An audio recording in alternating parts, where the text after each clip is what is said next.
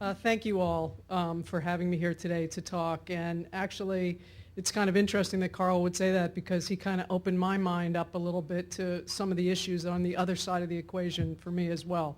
So I thought that was a nice partnership. And I think that's kind of the theme of what I'm going to talk about today is we need to create more partnerships to solve these problems. I don't disagree with anything that was said by the mayor of Allentown or Linda or Mark. You know, what they're all basically saying is we need to work together to figure out how to solve this problem. We do have aging infrastructure in the ground. Some of it's good, some of it's bad, but we need to find those risky sections, those risky assets, and figure out what best to do with them. And that's a combination of repair, replacement, rehabilitation. We've talked about all of that today. So you're going to hear some common themes. I'm going to repeat some things that have already been said. I'll try to go through my material relatively quickly because I do understand I'm between y'all and lunch. So what I'll talk about is just a little bit of background on where I come from, so you'll see where my perspective comes from, some distribution industry metrics similar to what Christina Sames talked about earlier. Recent safety performance, I'll go through that very quickly because others have covered it better than I can. Some of the preventative measures that we take to maintain the safety of our pipelines. And when I'm talking pipelines in my presentation, I'm talking distribution lines.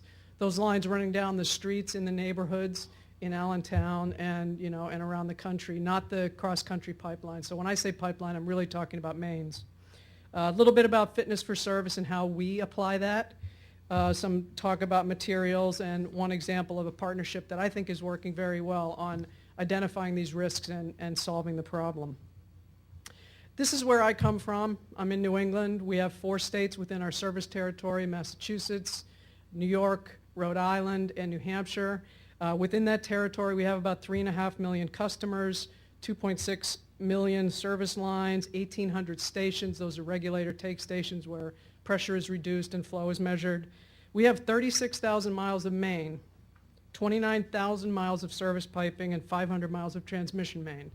Of that 36,000 miles, and this is the spreadsheet that I showed Carl, I have 6,500 miles of cast iron, not 79, like the mayor of Allentown. I have 6,500 miles of cast iron main and 4,500 miles of bare steel pipe. And again, that bare steel pipe is what Linda talked about not too long ago. It's not protected from corrosion, so it's in the ground, and some of it's performing well, but some of it is corroding rapidly. So the metrics for our industry: 2.1 million miles of mains, 65 million services. The age from installed yesterday to over 100 years old. Sizes from a ½ an inch to well over 36 inches in diameter. Part of my service territory includes Brooklyn, New York, and we have mains running through Brooklyn that are over 36 inches in diameter. Materials: cast iron, bare steel, cathodically protected steel, plastics, copper, ductile iron, a little bit of everything. This is the industry safety record over the last couple of years. You can see it's generally trending downward. That doesn't make you feel any better when there are incidents that affect your neighborhoods or affect your companies or affect your particular service. So all this is telling us is, in general, we're doing a better job. It doesn't mean we're doing the best job, and it doesn't mean we're doing everything that we possibly can. So that's why the industry and regulators and the public have banded together to figure out what more we can do to bring that line down even more sharply and continue to drive to zero incidents and perfect performance. And I'm going to show some information, talk a little bit about some of the issues that we're looking at right now. This is, I've asked some of this, and most of these charts that are in my presentation were pulled together for me by some members at AGA, and they pulled a lot of the information off of the PHMSA websites. Carl had asked me to focus on the most current information available. He said, 12 to 15 months if you can. So a lot of this data is raw. It hasn't been corrected yet. Some of these incidents that have been reported haven't been finalized, so these are probably not what the final numbers are going to be, but they're roughly where we are now.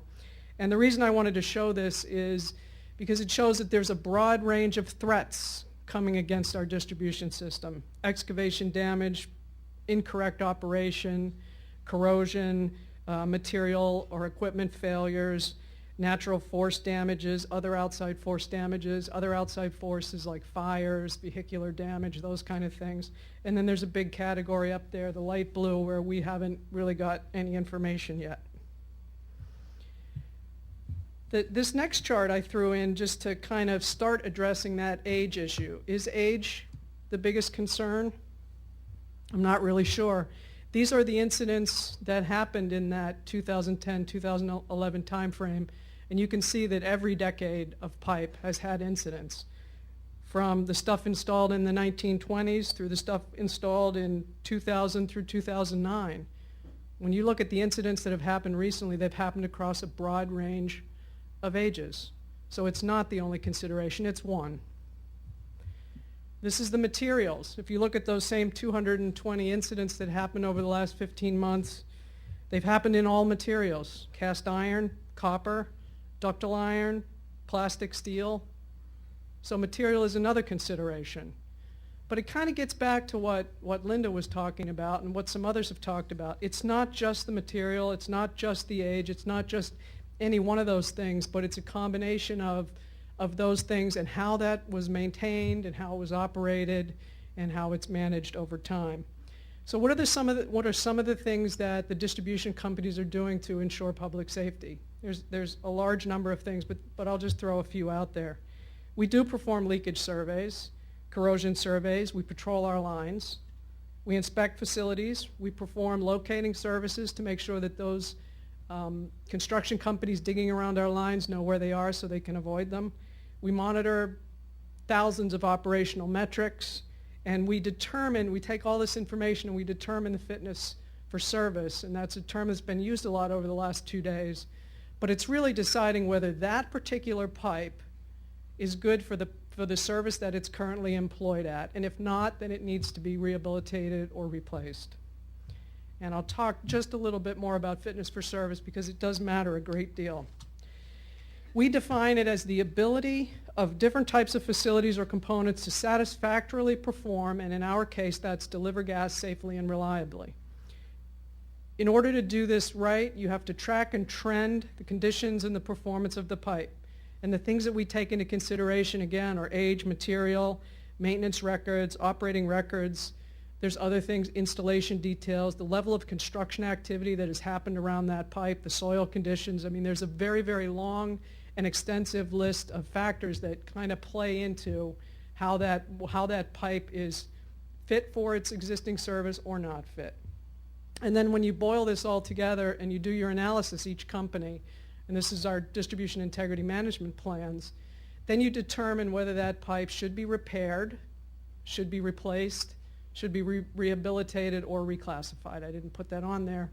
It doesn't happen very often, but that's another option. So this is a complicated set of decisions that are made by each gas company, and certainly, you know, we're working to improve on our plans every year and make them better and come up with better decisions on prioritizing these assets and how to manage them. Just to give a little bit of insight into what we're talking about when we start digging in on a pipe's fitness for service. If you look at main inventory across, and this is I think 2009 data for the average utility company in the US, plastic and protected steel makes up roughly 90% of the family of pipe out there, and you've got like 9 or 10% would be these pipes that we would consider riskier assets in general, but certainly you just have to look at their particular application. That's the cast irons and the bare steels where you may have more issues. If you look at that from a national grid perspective, our number is more like a third. So we have about 35% of pipes that are in that cast iron bare steel category, and about 65% are plastic and protected steel. So we have a larger issue around those materials, and we have to do a lot more work to determine whether they're going to continue to provide good service for us or whether they need to be replaced. This is somewhat repetitive, but I'll just kind of throw it out there again. Every material has its strength and weakness. Cast iron pipe is corrosion resistant. It can graphitize, but takes a very, very long period of time. So when it was installed, it was considered the be-all and end-all. but it is susceptible to cracking, and every one of those joints is susceptible to leakage. So those are some of the issues. Plastic, Mark actually did a nice job on that. It's one of those things that it looks like the perfect solution because it's not corrosive, but it is more susceptible to excavation damage, and it needs to be protected from that. So that's its downside. Steel is a material of choice for higher pressure, larger diameters. You can protect new steel from corrosion with coatings and cathodic protection system.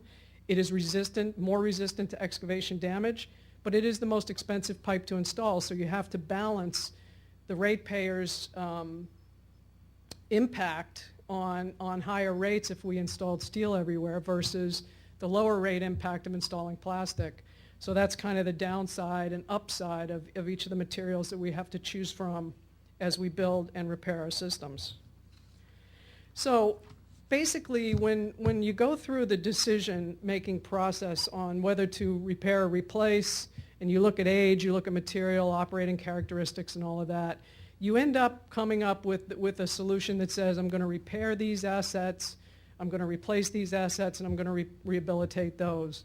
And then what it really boils down to is a partnership with your local commissions, your local government agencies, and all the other stakeholders in the process to come up with the best way to manage that. And I just thought I would share one example of what we're doing with one of the states within our territory on working on plans on how to replace sections of this cast iron and bare steel at a higher rate. We think that the rate we've been replacing over time hasn't quite kept up with the deterioration in some areas, so we're kind of ramping up our replacement programs. And I should say that we have done that in all 4 states. I just selected one as an example to share with you all today. This state instituted what's called a safety and reliability program to replace infrastructure, and it was targeted at this leak-prone pipe, cast iron and bare steel. So it's a rate mechanism that encourages the utility companies to look at these older assets and replace them on an accelerated basis. So basically it helps you do that. They have 3,000 miles of this leak-prone, 3,000 miles of pipe within the state. Half of theirs is leak-prone. Half of their pipe is either cast iron or bare steel. It's just the way it is. It's an older area with a lot of urban development. It was built a long, long time ago. So they have half of their system is in this category. So this program that they put in place covers all the replacement programs, and what it requires the utility company to do is to come in and get the program approved at the beginning of the year by the commission. Level of spending gets approved by the commission, and then we start recovering the money throughout the year, so it eliminates that regulatory lag. Then we do reconciliation filings throughout the year and at the end of the year to make sure that the money that was spent appropriately, the right pipes were replaced, and the performance has improved. And I can tell you that in this state, we have gone from a replacement level of single digits to now we're replacing over 50 miles a year. And I expect that is going to continue to increase over time as we get a better handle on which pipes to replace and how to prioritize. So if you look at their particular system, they have 1,500 miles. At 50 miles a year, it's a 30-year replacement program. And we think we can do better. We think we can kind of ramp that up even faster. So just one example of a partnership that's working, that's delivering the kind of results that I think we need to look at these aging infrastructure issues, decide which ones need to be fixed and which ones can be maintained going forward. Thank you very much.